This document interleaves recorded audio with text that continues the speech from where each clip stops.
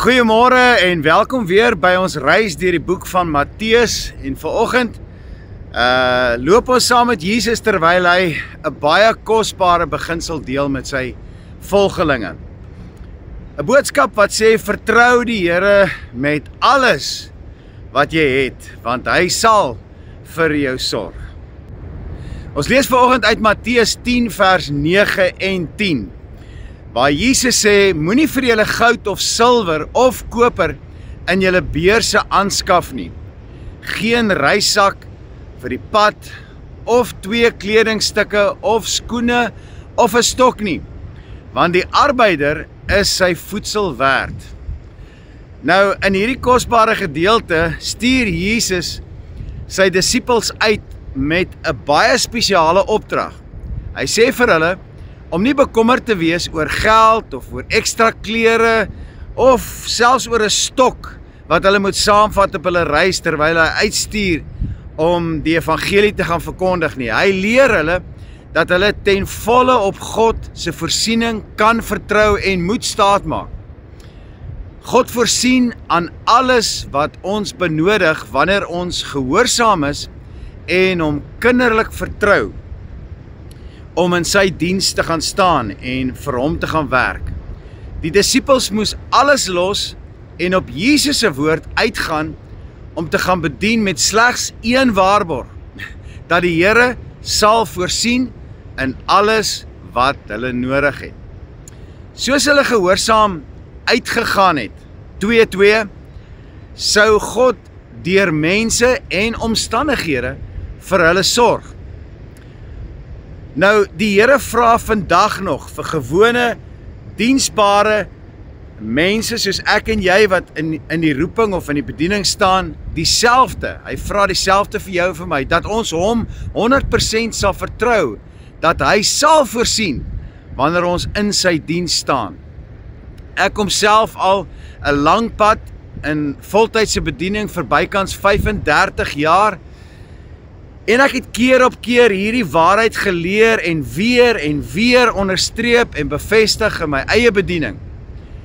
Wanneer ons arbei in sy wingerd, sal hy alles vir ons gee wat ons benodig om sy werk te doen.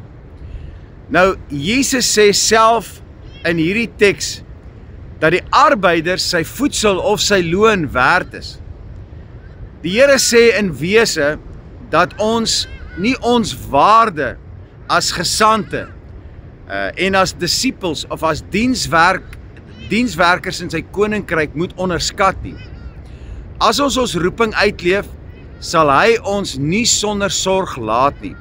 Hy gebruik ander mense om ons te seën, net soos hy ons gebruik om ander te gaan seën. Wanneer ons leer om op God te vertrou, word ons vry van angs oor ons besittings en oor ons status en die meeste van als oor ons toekoms. Dit kan ons met 'n vrymoedigheid en 'n vrede vul om ons roeping te gaan uitleef en ons fokus te hou op die koninkryk van die Here. Jesus roep ons om met geloof en vertroue met bravade uit te stap in geloof.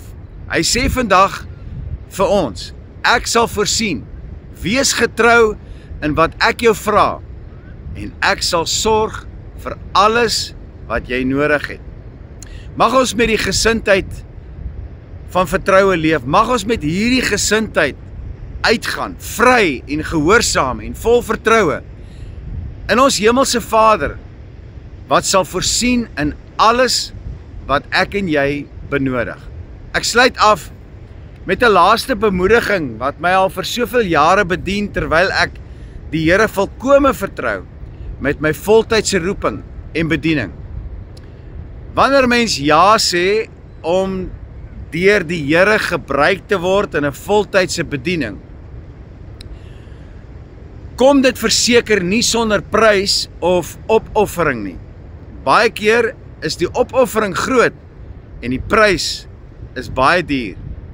Maar ek kan jou vandag verseker dat jou loon groot is en dat die Here jou op die hande sal dra en jou sal beloon vir elke opoffering en elke toewyding wat jy maak vir sy koninkryk. Jesus se disippels het alles opgeoffer om agter hom aan te loop.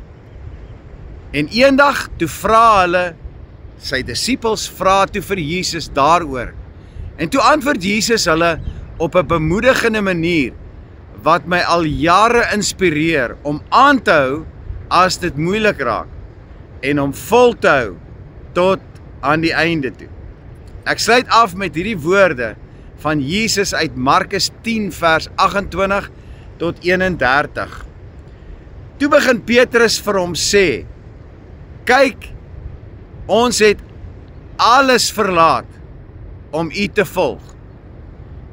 En Jesus antwoord en sê, voorwaar, ek sê vir julle, daar is niemand wat huis of broers of susters of vader of moeder of vrou of kinders of grond ter wille van my en van die evangelie verlaat het nie, of hy ontvang nou in hierdie tyd 100 maal soveel huise en broers en susters en moeders en kinders en grond saam met vervolginge. En in die eeu wat kom, die ewige lewe. Want baie wat eerste is, sal laaste wees. En die wat laaste is, eerste. Dis nie net die krone wat vir ons wag in die hemel as diensknegte van die Here nie, maar selfs hier op aarde, terwyl ons opoffer en gee van onsself, beloof Jesus dat hy vir ons 100voudig sal beloon vir ons toewyding en ons werk in sy koninkryk. Mag hierdie woorde jou vandag inspireer en mag dit jou motiveer om ook in sy wingerd te gaan arbei. Ek sluit af met 'n laaste lied. Die lied waarmee ek as 'n bedienaar van die woord deur middel van musiek geroep is en waarmee ek gestuur is.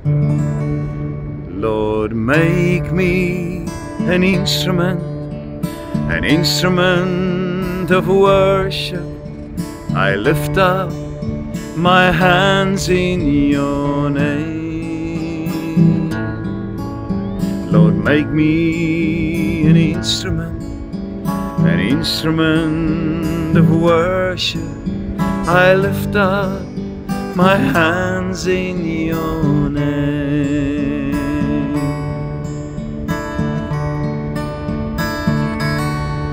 I was made to praise you. I was made to worship at your feet. In every circumstance, to find a chance to thank you. I was made to love you. I was made to worship at your feet and to obey you, Lord. I was made for you. I was made for you. I was made for you.